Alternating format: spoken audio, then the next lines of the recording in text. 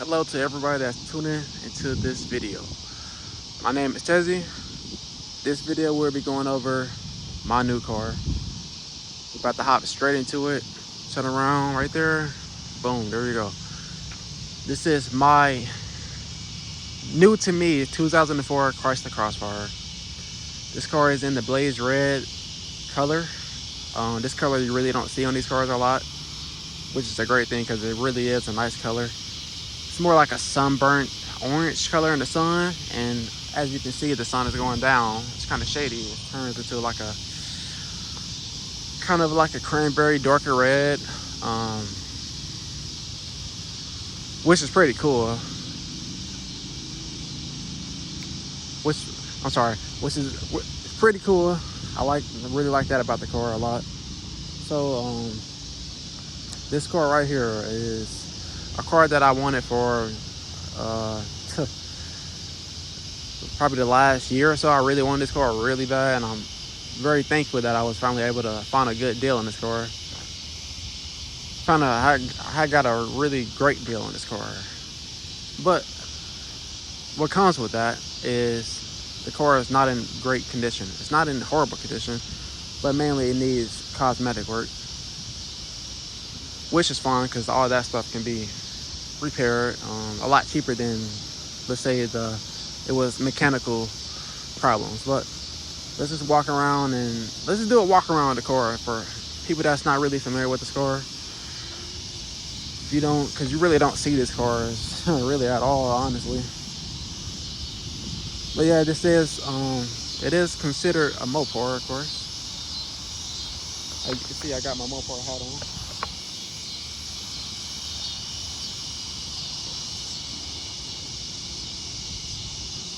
Boom, that's the car right there. So the car is very, very extremely small. If you're about, I'll say, 5'10" or taller. I'm right around 6 feet, give or take. And I could fit in the car with no problem. But at the end of the day, you do gotta kind of hunch over a little bit so your head don't hit the rough top. As you can see, you can't see in it at all, but literally it's like I have 1 inch of space to get headroom, but leg room and everything else is pretty good. So let's go over the I guess I didn't pick the best spots. I hope the audio is pretty clear. It's a lot of insects and bugs going off over there, so hopefully I'm talking loud enough so you can hear me. So let's go over this car one more time. So I picked this car for a great deal. It was a risk I chose. I wanted a good deal on the car. I didn't want to pay an arm and a leg for this car. So boom, I got one that got cosmetic damage. So let's jump right into the first damage. The front bumper, it's possible that it can get fixed. As you can see, it's a lot of rock chips fading off, peeling off and stuff. Not a big deal. That can get fixed, or I can get a new bumper. But at the end of the day, this car it's hard to get parts for this car. So everything that's for sale online usually is really sold at a very high price because it's so hard to come by for parts on this car. Other damage is not damage, but I got this piece of grill is missing right here. Not a big deal. I can get that for pretty cheap off of eBay. Fog light needs to get remounted. I guess one of the brackets that broke, so I'll have to rig that up somehow. Front grill needs to get replaced. I want to replace the grill anyway to the black mesh grill. For those that know what that grill is, and you know exactly what I'm talking about. Headlight. My left headlight, let me show you the right one. The right one is flawless, perfect. No cracks.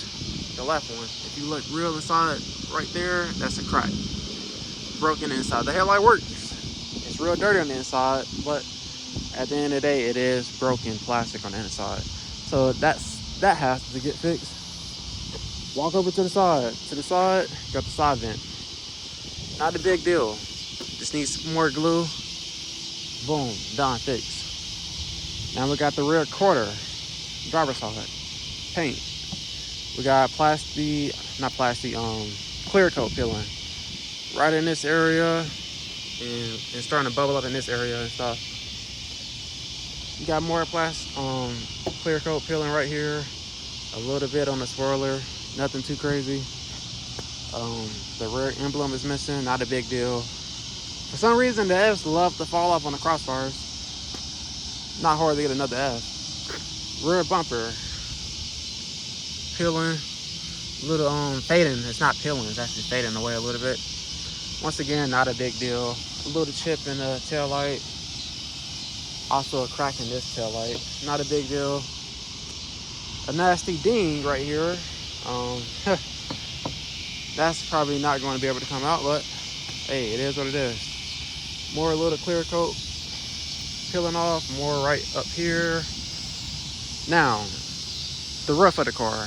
The roof has pretty severe, it's not hail damage, but it has, I don't know if you can actually see it in the camera.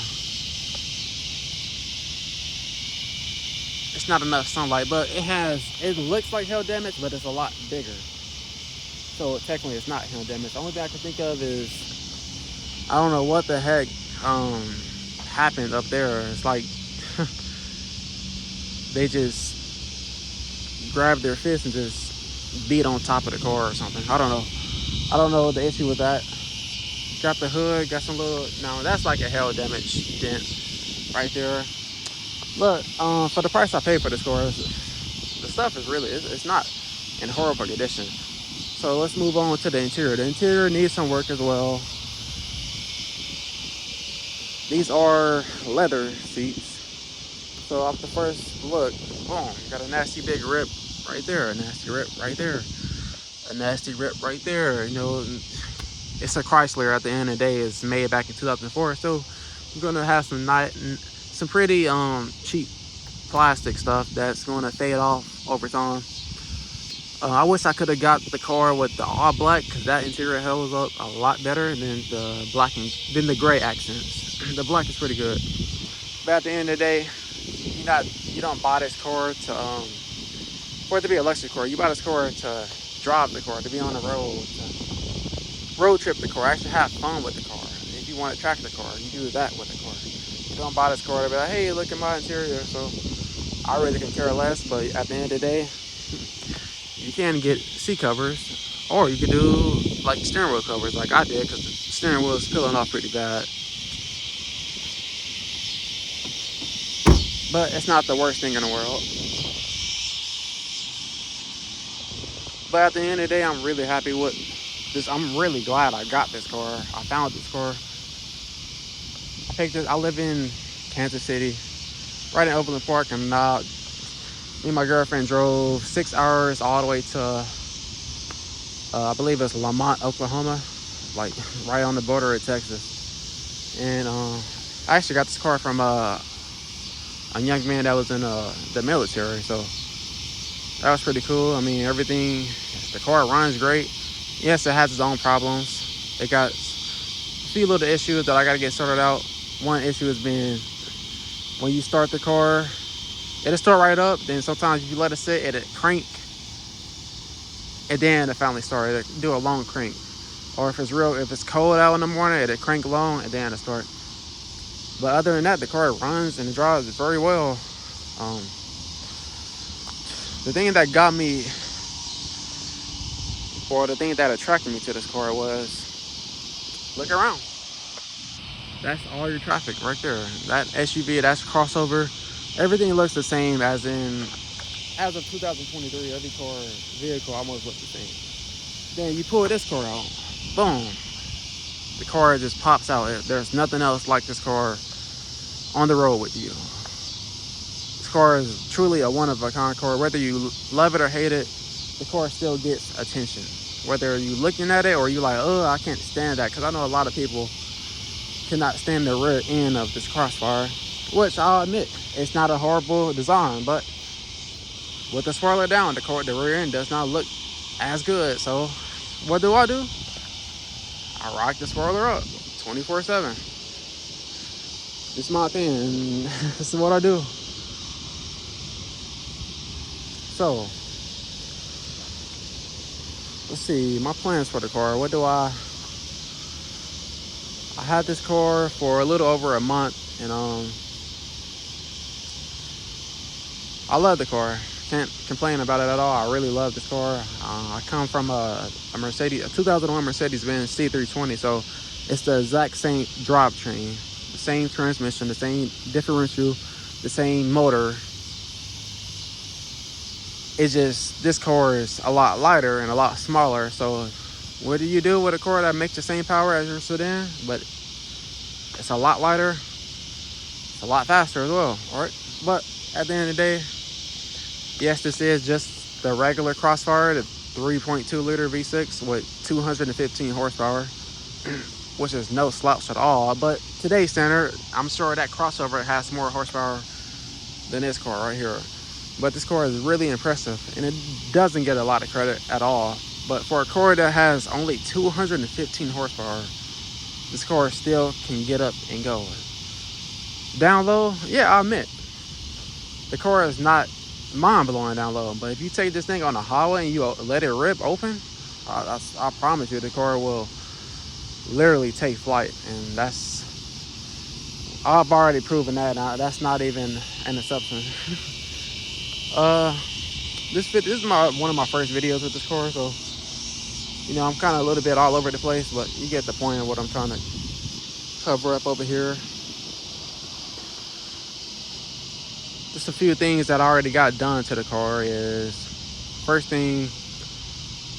first thing that I did, but the first thing a lot of fellow Crossfire owners with the 3.2 liter V6, what we do is swap out the throttle body. Stock, the car has a 68 millimeter throttle body, so you can just grab one off if you know the SRC 6s or the M113 Mercedes-Benz V8. Those have the larger throttle body, which is a 74 millimeter, and it's a direct bolt-on to the same exact motor. So I switched out the stock throttle body, put an aftermarket, well, a bigger one on, and I don't know if some people probably know this. That is not a factory exhaust. Factory exhaust does not stick out like that, and it does not have 4-inch tips. You know the Crossfire, this is one of the best exhausts you can buy on this car. This is the Megan Racing exhaust. I'm gonna get down on the ground so you can actually get a better look at it. And in my opinion, this exhaust on this car sounds very great. For a V6, it sounds really amazing. It's nice, deep, no offense to the Infinity.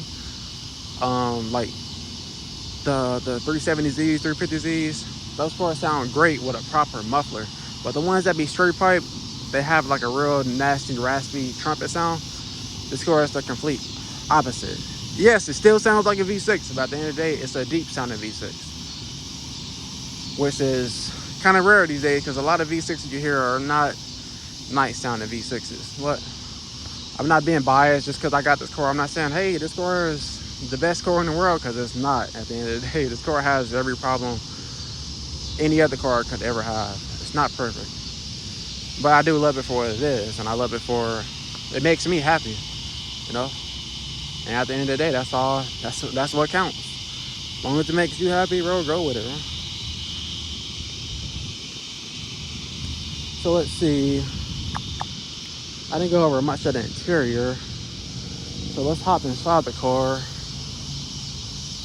You would never really know. Well, just another tip of how small this car is. Like this standing, I'm eye level, and look, I can look directly over the car, like completely over the car, like it's a toddler standing in front of me. I'm looking right over the head of the car. I mean, over the roof of the car. That's how low the car is. Even though the car is low, still got a nasty little wheel gap, but we'll get the car lowered eventually on some H&R screens, and that'll fix that problem. So let's jump inside the interior to get a nice cockpit view of the car. Boom, that's all you have right here. See if I can turn a light on, try to help. Nah, I gotta put my key in so that won't work. It's not that dark, but you see it like it's like a hot rod car, As you can see, I don't know if you can tell, but the car is tilting at an angle. Like the front of the nose end of the car is diving down, and the back end is sitting up. Also, when you're driving the car, that's exactly how it feels, because that's exactly how you're sitting. Everything in the car shifts to the forward. Everything in the back rises up. It's a nice dashboard. The dashboard is not bad, just regular material.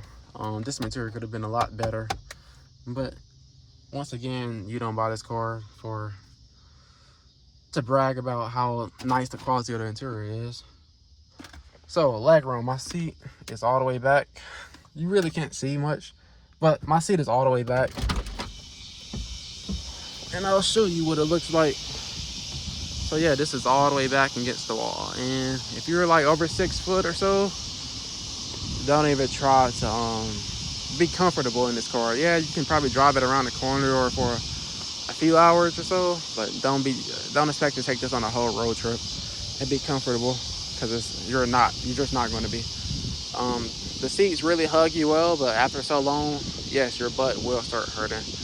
That's one of the things I realized about driving this car and not driving my Mercedes, how much more comfortable that Mercedes is, just for being a C-Class, not even an S-Class or E-Class, just a little C-Class, and the seats are a lot more comfortable, which it should be, because this is a sports car. 2-door coupe, you have no space, you have no cup holders, so if you like drinks, don't buy this car unless you got some aftermarket cup holders, which they do make. Let's see if I can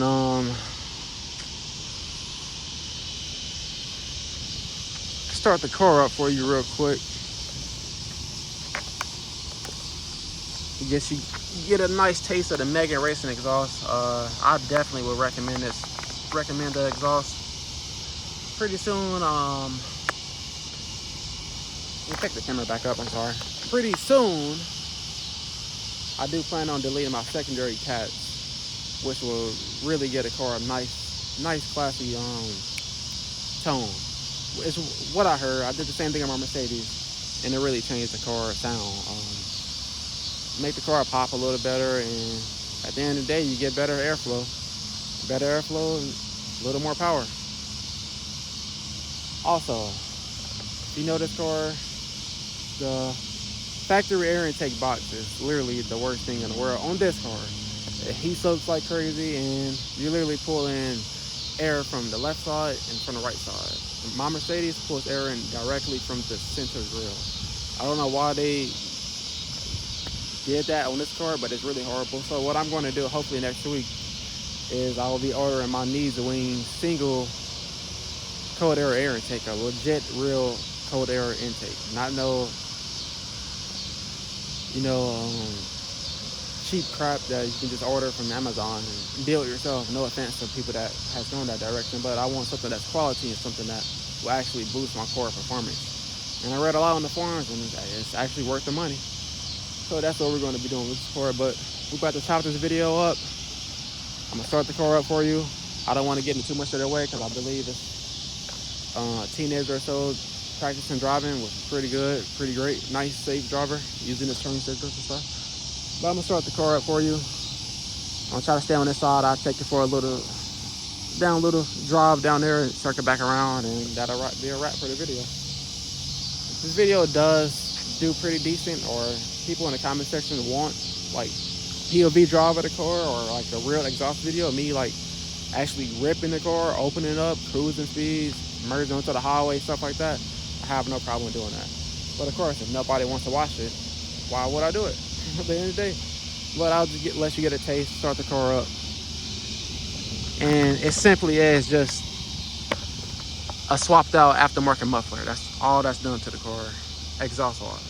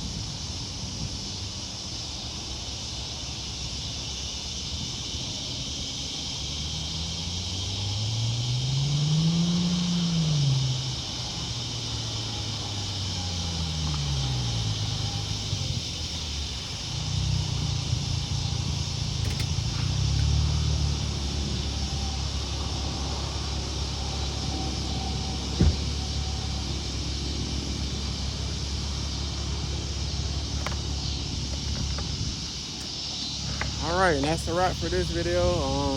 Shout out to everybody that actually tuned into the video. I hope you enjoyed the video. Please excuse me, I'm not perfect. This is like one of my first videos back, well, my very first video with this car. My last video I recorded probably almost a year ago or so I definitely trying to get back to making some videos, because you know, a lot of people don't make content for these cars, which is a good and a bad thing. I mean, maybe not a lot of people will watch this video, or maybe I will get a few people that watch this video that actually appreciate the video, since again, there's nobody else really making videos for this car. So we'll do one last little walk around. One other thing, this is my only side marker light that works. The rest of them does not work, but not a big deal. Again, I just go get a bulb and I can get those replaced. I also got my nice Mega Racing sticker, which is pretty cool. Let's get a nice up close idle. Pretty good, not bad for a V6. But once again, if you want any more, if you got any recommendations or any questions about the car, or you want to request like a video, hey, I don't have no problem doing it as long as it's not nothing crazy. I'm not the busiest person in the world, so 9 times out of 10 I will see your comment if you do comment. So if you want to comment, don't be afraid, because I will see your comment, and I do respond to comments. I'm not one of those people that see your comment and avoid it. I will let you know if I can do it, and if I can, I won't. I just won't do it. I'll tell you I can't do it. But thank you for everybody that tuned in watching this video, and I hope you have a great day, a great night, great evening, great morning, wherever you're at. And hey, love and peace.